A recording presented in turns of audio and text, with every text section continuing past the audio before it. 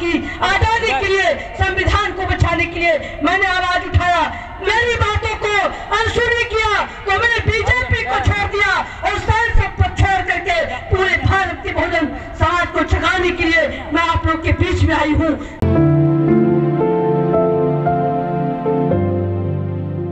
बाबा साहब भीमराव अंबेडकर जी अमर रहे, मानवर कांसी राम साहब जी अमर रहे, मानवर कांसी राम साहब जी अमर रहे, माता ज्योतिबाराव फूले जी अमर रहे, माता सावित्रीबाई फूले जी अमर रहे। आज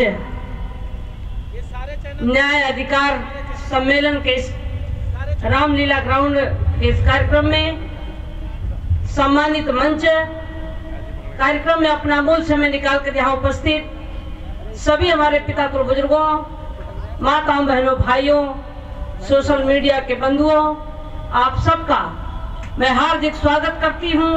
आप सबको नमो बुद्धाय सादर जय भीम करती हूँ। साथियों, मैं बहुत आभार व्यक्त करती हूँ पैगाम के संगठन के लोगों का, जो बाबा साहब डॉक्टर भीमराव अंबेडकर जी के परिनिर्वाण दिवस 6 दिसंबर और 7 दिसंबर का आपने आयोजन रखा।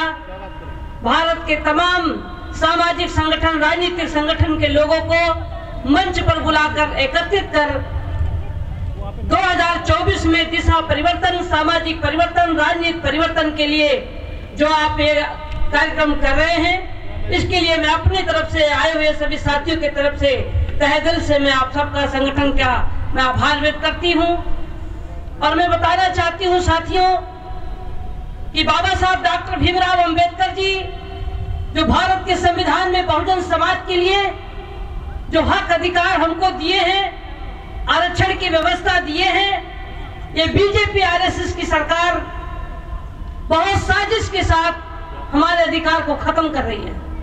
मैं कल 6 दिसंबर को बाबा साहब डॉक्टर भीमराव अंबेडकर जी के परिनिर्वाण दिवस पर श्रद्धांजलि करने के लिए मैं लोकसभा में गई थी।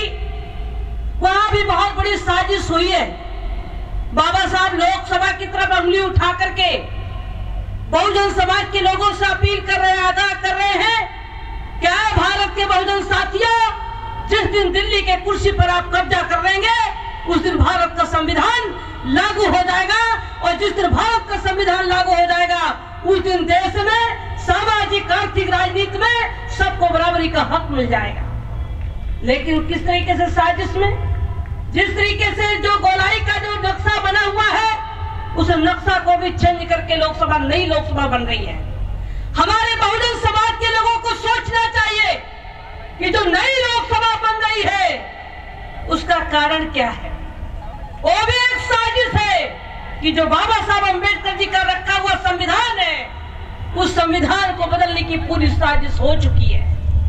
केवल ढांचा बचा है, संविधान में जो कानून है वो डेली कानून को बदला जा रहा है।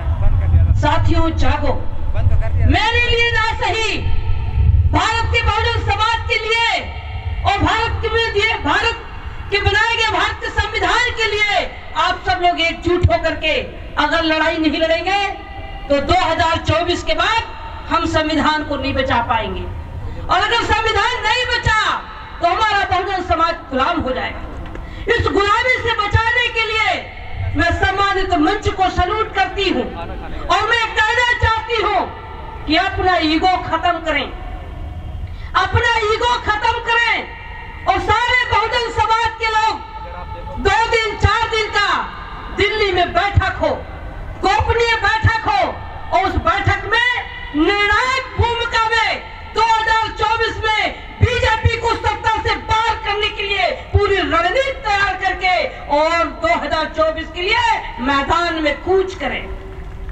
साथियों, मैं तो बताना चाहती हूँ कि 2022 में उत्तर प्रदेश की सत्ता परिवर्तन के लिए मैंने 26 नवंबर 2021 को उत्तर प्रदेश की राजधानी लखनऊ में मैंने कार्यक्रम करके और तमाम बहुजन संगठन के लोगों को एक मंच पर लाने की कोशिश की थी। नेता तो नहीं माने, लेकिन जनता ने तय कर लिया कि अगर नेता नहीं मान रहे हैं तो हमको निर्णय लेना पड़ेगा, और जो निर्णय हुआ सरकार तो नहीं बन पाई, लेकिन बीजेपी की नाक को चबाने का काम हम लोगों ने करवाने का काम किया था। उत्तर प्रदेश में उनको सबक सिखाने का काम किया था। लेकिन जो चूक हुई, जो गलती हुई, वो गलती 2024 में ना हो, इसके लिए मैं बहुजन साथियों से मैं अपील करूंगी कि जो लड़ाई आपकी है वही लड़ाई हमारी है। इस लड़ाई को जीतने के लिए भारत की राजधानी नई दिल्ली रामलीला ग्राउंड में 26 नवंबर 2023 में बहुत बड़ी रैली करने के लिए हम लोग भी तैयारी कर रहे हैं। पूरे दिल्ली को हम लोग, पूरे भारत के बहुजन समाज के लोगों को इकट्ठा करके और 26 नवंबर संविधान दिवस पर बहुजन महापंचायत के रूप में, बहुजन महासंघ के रूप में हम लोग कार्यक्रम करेंगे। और वहीं से भारत के सभी बहुजन समाज के साथियों से अपील करके और यहीं से बिल्कुल फूंका जाएगा, दिल्ली को 2024 में बीजेपी को सत्ता से बाहर करना है और भारत में बहुजन समाज की सरकार बनानी है। आज हमारा समाज अलग अलग संगठन में काम कर रहे हैं। लोग कह रहे हैं कि अलग अलग संगठन का काम कर रहे हैं। मैं तो कहना चाहती हूँ कि भारत बहुत बड़ा भारत है। अकेला आदमी पूरे भारत के कोने कोने में नहीं पहुंच सकता। बाबा साहब डॉक्टर भीमराव अंबेडकर जी की विचारधारा, महात्मा फुले जी की विचारधारा, बहुजन महापुरुषों की विचारधारा को लेकर के लोग संगठन बना करके गांव स्तर तक, देश स्तर पर, प्रदेश स्तर पर चलाने का कार्य कर रहे हैं। समाज को जगाने का काम कर रहे हैं। समाज जग चुका। लोग कहते हैं आरएसएस के पास संगठन है, लोग कहते हैं बीजेपी के पास संगठन है। मैं कहती हूँ कि भारत के बहुजन समाज के पास करोड़ों का संगठन तैयार खड़ा है। जिस दिन भारत का बहुजन एक मंच पर आएगा, उस दिन बीजेपी आरएसएस के लोग सत्ता छोड़कर बहुत दूर भाग जाएंगे। इनका अता पता नहीं चलेगा। इसकी तैयारी भी हम लोग कर रहे हैं। इसकी तैयारी बहुजन समाज के लोग कर रहे हैं।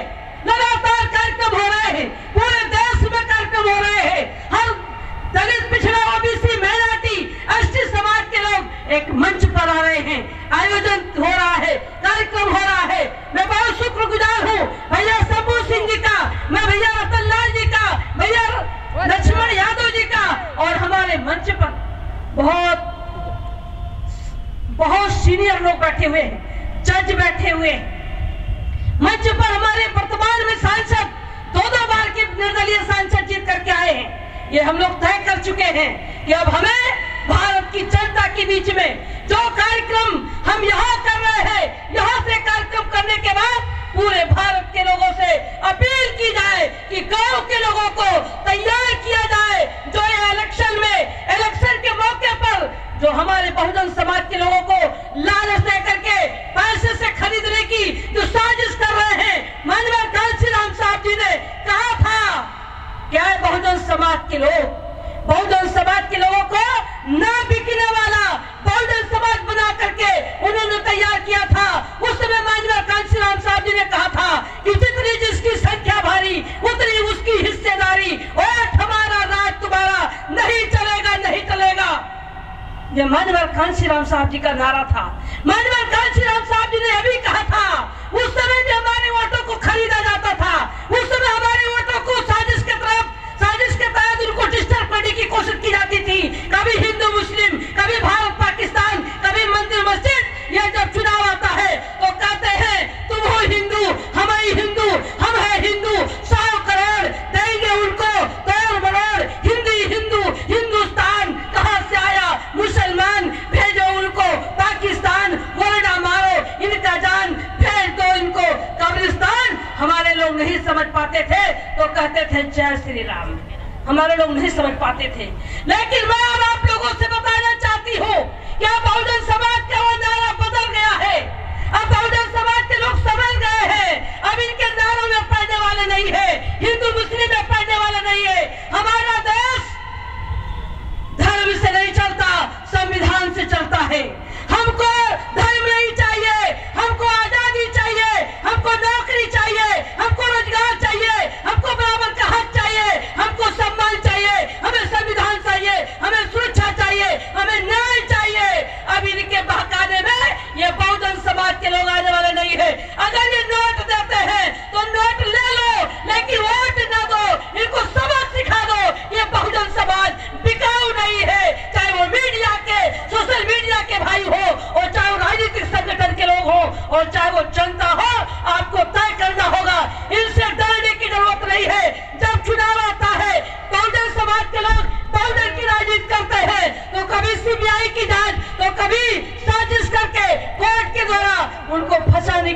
जो साजिश आरएसएस बीजेपी के लोग जो साजिश कर रहे हैं, हम लोग निर्भीक होकर के हमारे नेता हमारे महापुरुष न डरे हैं न हम डरेंगे। हमें जेल जाना होगा, हम जेल जाएंगे, गोली खाना होगा, हम गोली खाएंगे, लेकिन संविधान को बचाने के लिए हमको जंग करनी होगी, हमको लड़ाई लड़नी होगा, हमको एक होना होगा, हमको संगठन बनाना होगा, हमको ताकत के साथ बहुजन समाज को एक करके संविधान को बचाने के लिए 2024 में बीजेपी को सत्ता से बाहर करना होगा। इन्हीं शब्दों के साथ आपने मुझे बोलने का समय दिया, इसके लिए बहुत बहुत साधुवाद। मैं एक शेर के माध्यम से मैं अपनी वाणी को विराम देना चाहती हूँ कि वक्त कहता है कि थोड़ा बदल जाइए, वक्त कहता है कि थोड़ा बदल जाइए, अभी कुछ नहीं हुआ है तो संभल जाइए। घर बना करके जिसको बाबा साहब डॉक्टर भीमराव अंबेडकर जी ने दिया, आज ये पैमान करते हैं घर से निकल जाइए। इतिहास उठा करके देखो, ये प्रजातंत्र बस तेरा है। इतिहास उठा करके देखो, ये प्रजातंत्र बस तेरा है।